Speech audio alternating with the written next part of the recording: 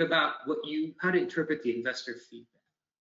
Like I said, the fantasy where you do a slam dunk pitch and demo and get a check does not happen in real life. In reality, the best you can hope for is a follow-up meeting. So if you look at this list of typical investor feedback, I'd say all the initial ones, except possibly for the last one, or except for the last one and possibly the one before that, are no's, or at least no for this time. The best you can hope for after an initial meeting is somebody that gets excited enough to say that he will bring this to their partner meeting. VC firms typically have partner meetings once a week, usually on Mondays, where all the partners present the, among other things, what they do is they present the pitches that they liked from all the ones that they've heard over the past week and try to convince the partnership to go ahead with investment. That is the best you can hope for, and that is, if you get that response, I'll bring this to our partners meeting, to our Monday meeting, that you've done your job. A close one to that is, when do you need to know by, or let me talk to my partner. That means that the person that you pitch to is intrigued. He is interested, but there might be some other little obstacles that needs to be cleared before he will bring it to the partnership meeting. Maybe he's a relatively junior person in the fund or a new person in the fund and doesn't want to go out on a limb for you before some other more senior partners had a look at it. Maybe you're catching the fund at a difficult time where they are pressed for resources. Maybe they're in the midst of fundraising and are not really investing right now. Maybe they're about to close another deal, so they might ask you if, when do you need to know by, meaning that's code word for, are there other investors that we should be concerned about who might steal this deal away from us? So these last three ones are all very good indications. The first one, on the other hand, are not. And they fall into two categories. One is a hard no, and the second one is no, not right now, but maybe later. So let's talk about the hard no's first. Something that you might hear from an investor is, wow, I really like this idea, but we don't actually invest in healthcare, or we don't invest in social media. We're a security-focused company, or we're an infrastructure-focused company.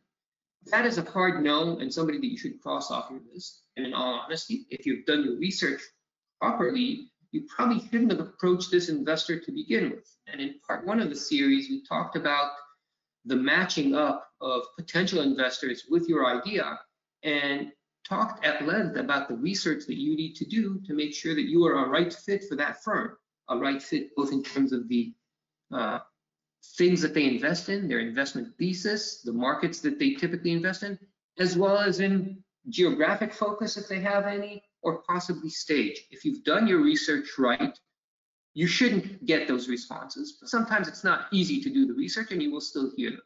If you hear any one of those first two, probably cross that person off the list. You're not going to change their mind.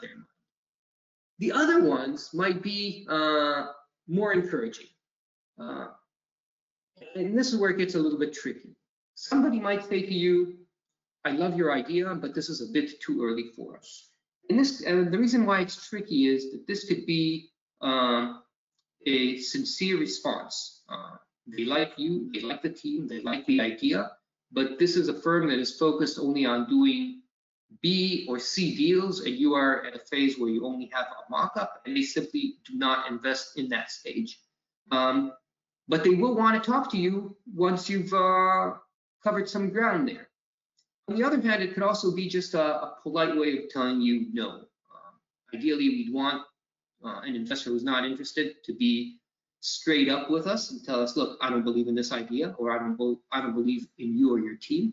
But we're all people. We usually try to avoid confrontation when we can. So sometimes they will not be as blunt. I know in my firm, one of my former partners was just such a polite young man. He would never tell any potential entrepreneur that his idea sucks, even if it completely did. He had always a standard answer, which was along the lines of, wow, I'm really impressed by the amount of work that you've put into putting this pitch deck, if all there was a deck, or in building this product. but really it's too early for us. So one of the ways to try and suss out whether or not it's a sincere too early for us or just a polite way of saying we hate you is to ask for what metrics you might be able to show them the next time around. So if somebody says it's too early for us in terms of revenue, you should ask and get an answer for, well, at what level of revenue would you be willing to look at it? Is it $100,000 of MRR? Is it $1 million of ARR? Are you looking for a number of customers? If so, what that metric is? If they're able to give you even a range for that, come and visit us when you've had 100,000 monthly active users. Come and visit us again once you've reached that $5 million in annual revenue. That's a good sign. That's somebody who is probably sincere about not having a fit for you in terms of attraction. Keep them on the list.